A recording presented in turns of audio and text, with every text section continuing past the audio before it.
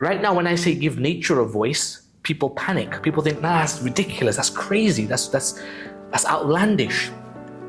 And yet, if we can make nature, using technology, give it a genuine voice, then nature goes from being something we look after to a partner. And when nature becomes a partner, when nature has the power to sue me, right, and own me, suddenly now I'll respect it. Because my incentives are now balanced. Hi, my name is Vedant, and today I'll be interviewing Sachin Nandha. Great, my name is Sachin Nandha. I'm from the UK, and I'm the Director General at the International Centre for Sustainability. So actually that leads us really well into our first question. Balancing people, the planet, and profits is still rare in boardrooms. What do you see as the main obstacle for implementing that, and how do you tackle it at the International Center for Sustainability? Yeah, so it's a really big question, but let me just sort of break it down quickly. So at the center, the way we look at it is we have to balance, as you rightly said, people, planet, profit, right? And so all three has to be in tandem, and all three has to be mobilized in sync, right? So essentially, our current challenge isn't that there are bad business people and good business people, or there are bad human beings and good human beings. We don't see the world that way. Right. We see the world as systemic. So there are systemic limitations that forces human beings to make bad decisions, right? So think about the kind of throwaway culture we have, So single-use items, right? Plastic, right? These things, it's not that bad people or not very intelligent people have thought about all these things and they're causing havoc in the planet.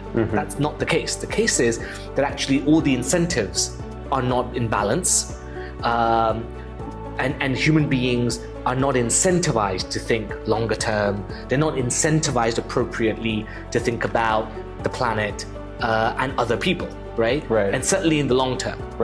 So our job is really to think about policies, to think about systems, build consciousness, build awareness, build intent around how to genuinely build sustainability into any business model, right? That's right the way from financing it, right the way through to making your product or your service, and then right the way back feeding it into that ecosystem. So think about how nature works, right? So in nature, everything is in balance usually because one object's waste is another object's feed. Right? And therefore you get a circularity of resource. So often people argue and say, it's because we consume too much. We're a consumeristic society. I don't think so. I think the problem is not that we're consumeristic in that way, right? I think the problem is that we're not circular. So it's not how much I consume is a problem, it's how I consume it's a problem. So for example, if I consume X, and then when I get rid of X, because I've consumed it for how I want it, that X becomes your feed for what you do. So now you've got the raw material of my waste, but now you've turned it into something else and you consume it. But when you get rid of it, somebody else, a third person comes along and says, well, I want that waste because I use it for my feed. And suddenly you begin to create an ecosystem in sync with a regenerative system, which is natural. Now, we're not incentivized to think like that at all, right? Because right now, my incentive models tell me as an entrepreneur, I build a product cheaply as possible, I sell it to you for as much as I can get away with, and then once I've sold it to you, it's no longer my liability. It's really your problem what you do with it. And once you've done consuming it, it's out of my sight, it's out of my mind. Now imagine if I was incentivized that when I think about a product, when I think about a service, I also not only have to think about how you consume it, but I also have to think about who's going to consume it after you, right? How can you maximize its life? Or when you're disposing of it, how can the next person easily re-engineer it? And imagine if I'm incentivized throughout that cycle. Now suddenly all of us are interconnected in making sure that it doesn't go to the landfill and it's just wasted. So this is so cool. I've got two questions based on that. So first one is, can you give like a example to make it more tangible of like that process of turning garbage into gold, into garbage, into gold, into garbage? So if you think about where we are, so currently, as far as I have seen and my researchers have seen, we have not, anywhere in the world, got this right. And the reason why is not that entrepreneurs are not smart enough or governments don't want to do this. It's not that. It's that currently our fiscal policy, so taxation, right, incentivization from government, but also from shareholders, from the law. So right now, for example, as a CEO, if you are a CEO one day, you're going to be legally obliged to maximize shareholder value at almost any cost. Right. You're legally obliged to do that. Right. That to me is a little strange, right? It cannot be only that. It has to be your job, Vedant, is to maximize shareholder value and XYZ. Yeah. That and bit is missing. So what we see at the moment and what you have got is that you've got entrepreneurs, really well-intentioned, producing great product, which is recyclable, which is biodegradable, which can be which has a very long longevity, but they are anomalies in a system that is designed to consume badly. Right. Yeah. So they are not, what I'm saying is we've got to change the system. So you've got to work with government. Right. You've got to work with entrepreneurs. Right. You've got to work with finance. Finance has to understand that your returns cannot just be about investing in product X, selling it and getting a return Y. It has to be on a much more longer term. There's something called patient finance. We got to turn finance patient, right? And then have longer term returns, but over a much longer duration, right? So you're vested in that product for a much longer time. Right. So we have to bring together finance, policymakers, entrepreneurs together to crack this, as well as innovators, of course. Right. So that is what the center is pioneering. So that sounds like a daunting task. Huge. But so I'm just thinking right now the current system as you describe it is based off of those that have reached their situations. Those that win by indulging in that current system that awards or rewards immediate gratuity and immediate profit maximization. So how do you, especially in the West, the economies and governments are inextricably tied to that system. How do you get it out of that system without reaching a rock bottom? Correct. And that's the holy grail, right? Because we haven't got forever time. Right. Resources are depleting. Right. The environment is getting worse off. Right. And we can see that global, climate change is real. Right. We can see it in front of our eyes. Right. And sure, climate change does happen naturally, but certainly a lot of it's man-made. Yeah. Right. Yeah. We know that science proves that. So we haven't got infinite time to change this. So again, what in any ecosystem, the first thing, and again, think about where you are. So we're at the Dharma and the Digital Age conference. Right. Dharma tells us that the first and foremost is just becoming aware. Right. Once I am aware that I am not an automaton, right? I am an individual, but my individual flourishing, whether I'm a shareholder or an entrepreneur or a financier or a politician, my inherent well-being is interconnected with this ecosystem. If I can understand that, if I can truly embed that, suddenly my behavior changes, right? Suddenly, because my intention has changed, my knowledge base has changed, my behavior changes.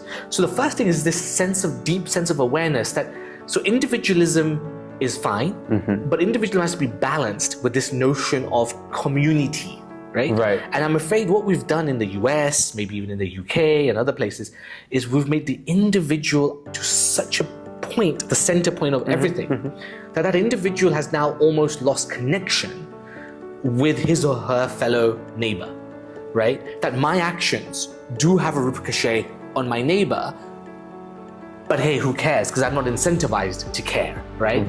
I am a self-sufficient automaton, right? I only care about me. And then the state has to worry about all of my externalities. Give you a simple example. Car manufacturers, right? Car manufacturers, for many, many years, built cars, but they didn't care about building roads. A car manufacturer built beautiful cars, but then externalized it to the government, to the state, to the public, and said, well, with your taxpayers' money, you build the roads to drive our cars, which you then enjoy.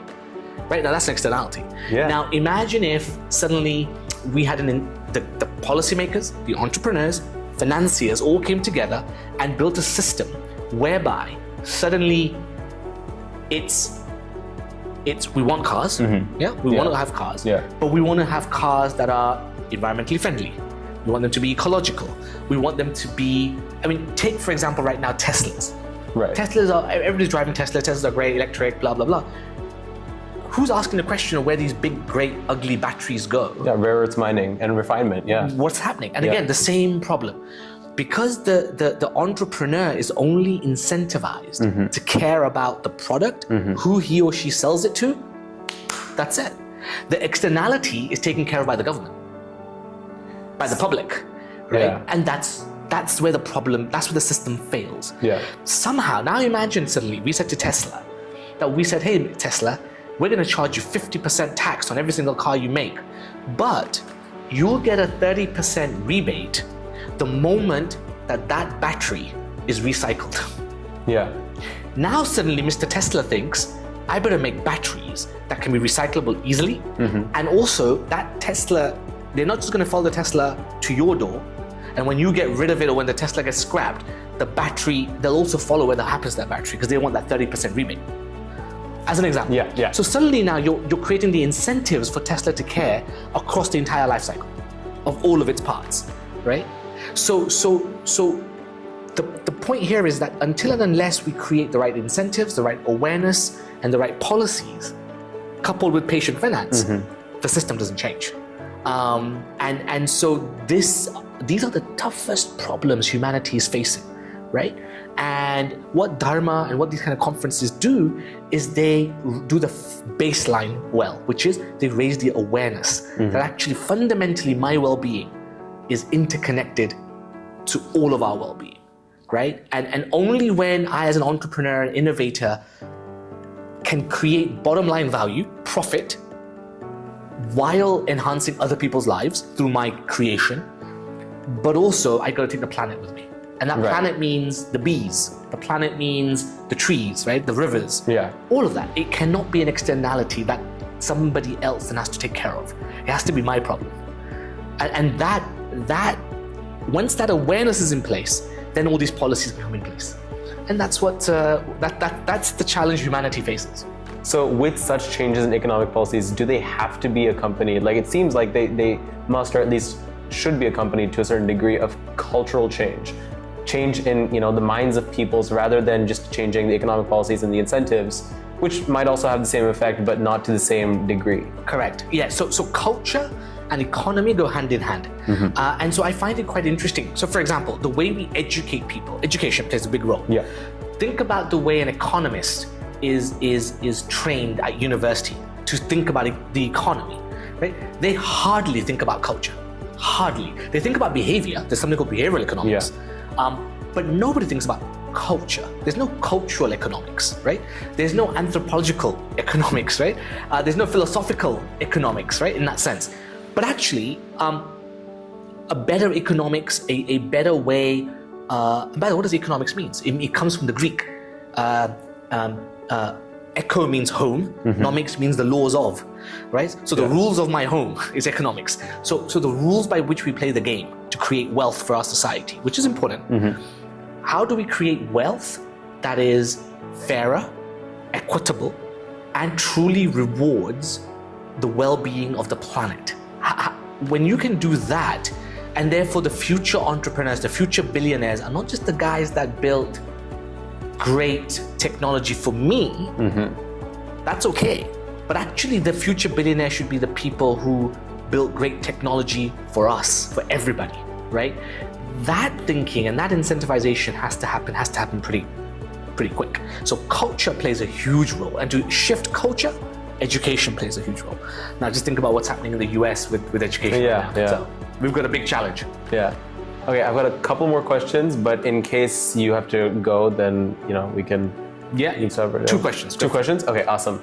Okay, so my first question is you're talking about how the construction of roads, it's essentially an effective subsidy for car manufacturers, right? Which helps combat against, well, not in a good way, but it combats against the growth of public infrastructure, public transportation, for example, right? So wherever the government, goes and intervenes and tries to help implement, taxes and rebates, you're going to end up having some kind of negative externality that results from that. And also, in many cases, more negative than, whatever it's trying to fix in the first place.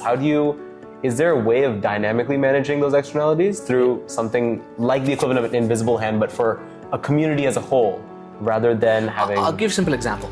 Right now, and by the way, I spent 12 years in private equity, right? Okay. So I'm not talking from a theoretical, philosophical perspective. I've invested in companies for a very long time.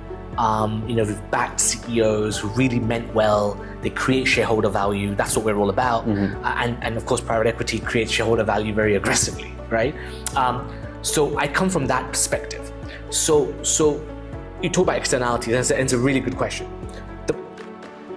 The first thing to think about externalities and government intervention is that government by itself will always do more harm than good. But what I'm suggesting here is that just like nature, everything has to be interconnected. So I'll give you some example. Suppose, take Tesla again. Right. Who does Tesla serve? Ultimately, legally, by law, Tesla is a legal person. Who does that legal person serve? They serve the shareholders. Only the shareholders. Who are those shareholders? Well, they're individuals. They are pension funds. They're insurance companies. Right? Yeah. These are the real big shareholders, right? Yeah. I mean, you and I don't account for much. Yeah. It's these guys, right? They're the big shareholders. Now, so Tesla is ultimately designed to serve these shareholders. Fine, nothing wrong with that. Does Tesla serve the local community? Does Tesla serve the local environment, the local river, the local whatever, the mines in Africa from which it takes all the zinc and cobalt and whatever it needs for its batteries? No, it doesn't. What it does do, it only serves indirectly. So it is in Tesla's interest to make sure that its neighbors are happy, just so its shareholder price doesn't go down.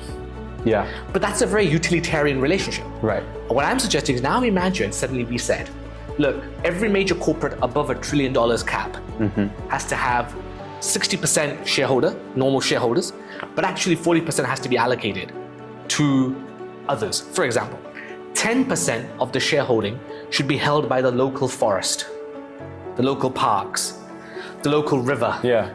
20% has to be held by the public within a 10-mile radius of the Tesla factory. Yeah. Or by Tesla drivers. Yeah. By buying a Tesla, you automatically become a minor shareholder. Yeah. Right? Now, suddenly, when Tesla makes a decision, it's now making a decision not just for its bottom line shareholders, but it's also having to think about the other 30-40%, including 10% which are non-human actors. Yeah. Because that non-human actor can now block bad decisions. You got it? Yeah. So you have to revolutionize the way in which the corporate structure is even thought about.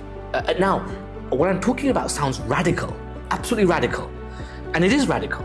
But let me tell you, 150 years ago, ending slavery was radical. It sounded crazy. Giving slaves a legal personhood under the law? Are you mad? The economy would collapse, they said. Right? Look what we've done now. We think slavery is abhorrent, and rightly so. Yeah. Right now, when I say give nature a voice, people panic. People think, that's ridiculous, that's crazy, that's outlandish. And yet, if we can make nature, using technology, give it a genuine voice, then nature goes from being something we look after to a partner. And when nature becomes a partner, when nature has the power to sue me, right, and own me, suddenly now I'll respect it. Yeah. Because my incentives are now balanced, right? So essentially what I'm suggesting here is human beings are now at the cusp, not just of radical technology, but of radical change in our culture, in the way we think about the world, in the way we think about money. That's incredible. I've got a lot of other questions, but I'll stop there. Can we stop there? Yeah. This can carry on.